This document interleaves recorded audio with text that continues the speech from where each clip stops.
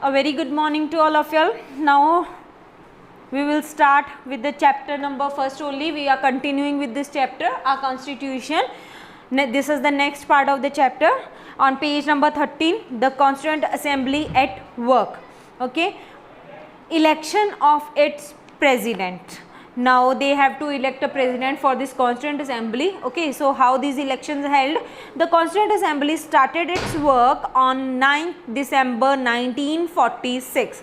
They started their work for the elections, means they started on 9th December 1946 with Dr. Sachidanand as its interim president. Interim means meantime. Okay, for the means you can say the time duration that it is not, means they are not getting the permanent president. So for just that time duration they had their interim, their meantime president, or you can say their temporary president, Dr.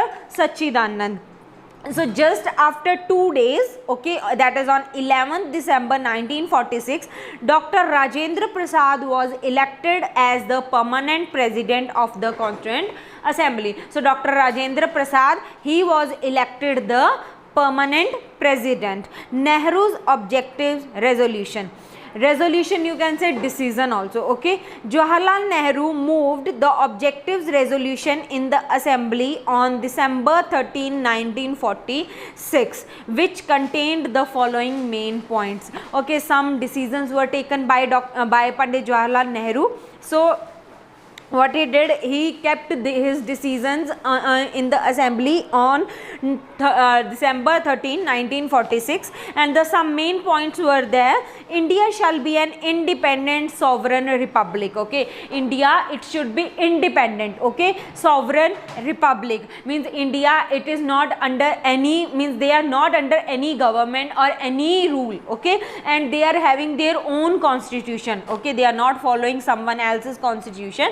Then India shall be a union of British Indian territories, princely states, and such other territories are willing to be constituted into it. Means India, it should be united of British Indian territories. Okay, there should be territories of Britain also and India also. British Indian territories, princely states, Indian states, and such other territories, and some other territories, those who are willing. Okay, those who are willing, those who are having their, means those who are saying that we want to be a part of this Constituent Assembly, they can be constituted into it. Okay, they can become a part of this assembly. Sovereign power shall belong to the people, means to elect the government. Okay, that power, it should be in the hands of the people. The government shall draw its authority from them, and government, it should get its authority from them. From means them means people, from the citizens of India.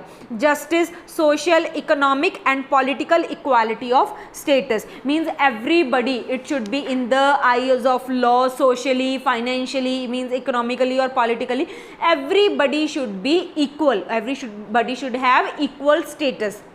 And of opportunity, chance, and of opportunity before law.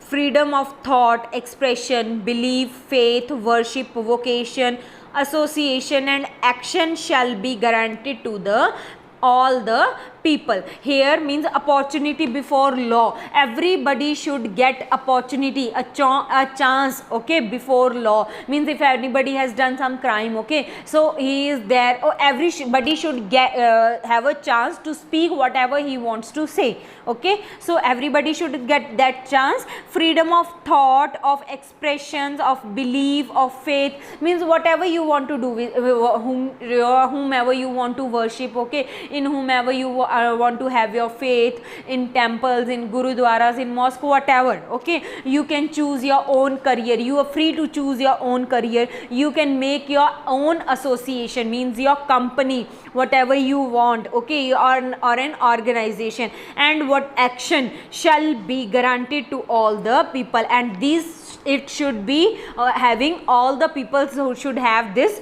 freedom. Then adequate safeguard means proper protection, adequate safeguard to be provided to the minorities. Minorities means the those who are like Muslims are there, Sikhs are there, okay, Christians are there, Buddhists, Jains, some other communities are also there in India, so they should also get the same protection as the Indians are having. Backward communities are there, and tribal areas and depressed classes means lower classes.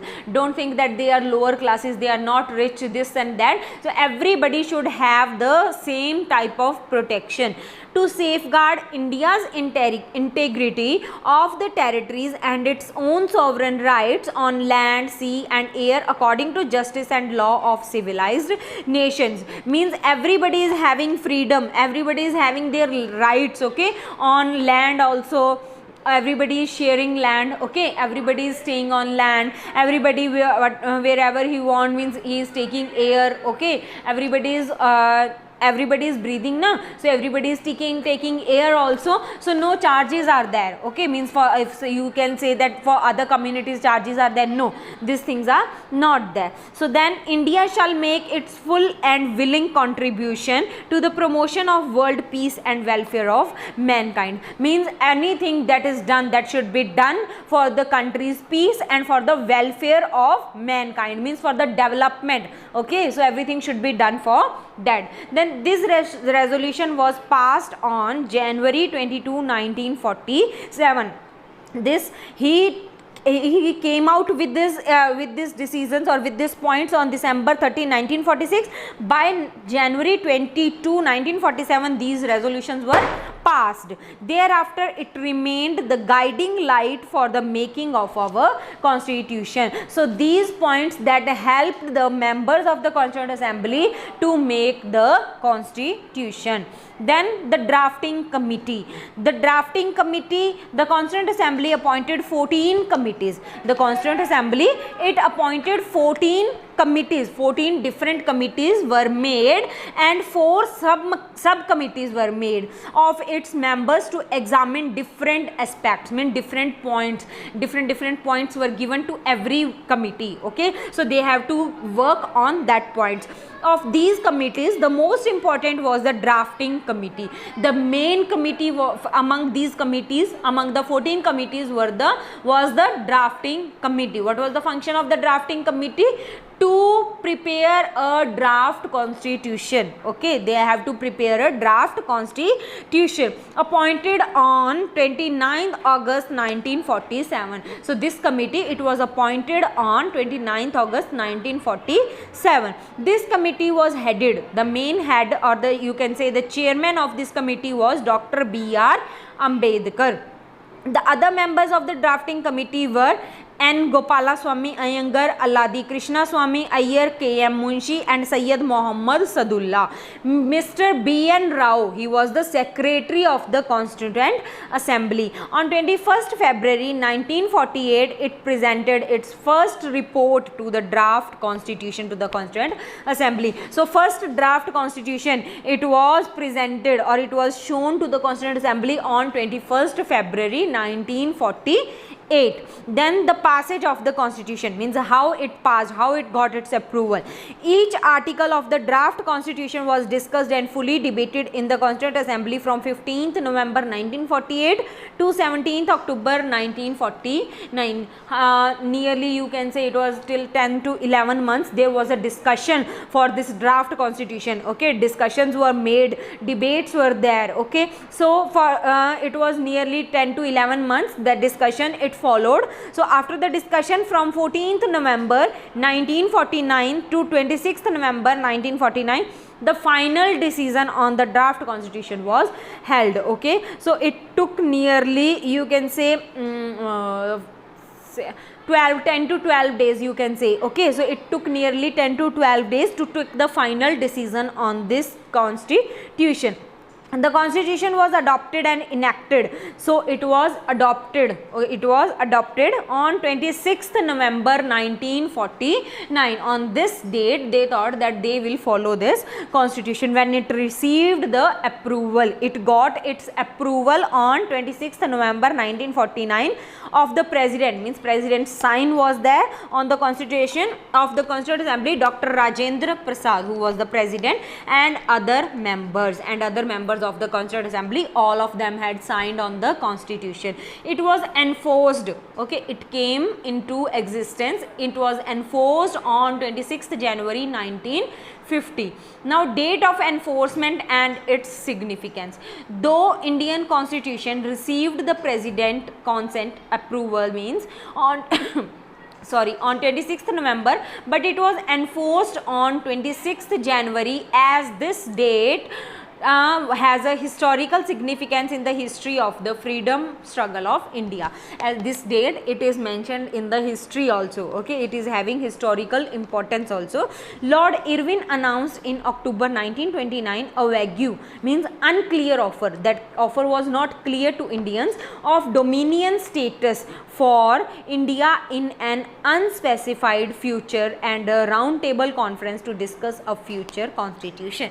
A dominion status means they are told that you will be having your own prime ministers, your own presidents, you will be having your own constitution. So these some offers were there that were kept in front of the Indians. So what he did, he unspecified, means he not told clearly the future to the Indians. There was a round table conference, a meeting was there, and the Indians were invited to that meeting, okay, to discuss the future constitution. This did not satisfy the Congress leaders. Congress leaders were not satisfied with this offer. The radicals, means the revolutionaries within the Congress, led by Jawaharlal Nehru, means the revolutionaries, those who were following Jawaharlal Nehru and Subhash Chandra Bose, became more assertive, means they became more confident. The liberals and moderates, means those who were supporting, who were proposing a constitutional system within the framework of British dominion, who were supporting the Britishers, gradually lost their influence, means their control. They lost their control over the people. In December 1929, under the presidency of Jawaharlal Nehru, when Jawaharlal Nehru was president in December 1929, the Lahore Congress formalized the demand of Purna Swaraj. Okay, why means this came into existence on 26 January 1950? Because on that day the Indians, they have asked or they have demanded for Purna Swaraj, okay, or full independence for India. It was declared that 26 January 1930 would be celebrated as the Independence Day. Okay, they declared that 26 January 1930 it will be celebrated Independence Day, but it was not possible. So what they thought, they made this made this constitution, and it came into existence on 26 January 1950, and this day is celebrated as Republic Day in India, when people were to take a pledge to struggle for complete independence. So on this day they took a pledge, okay, to that India will be fully free, we will get Purna Swaraj or complete independence. So students, our chapter first, it is over. Okay, I hope you this is understandable to you. So please revise the chapter. Okay, so we will start with the next chapter in the next video. Okay, so bye bye, thank you.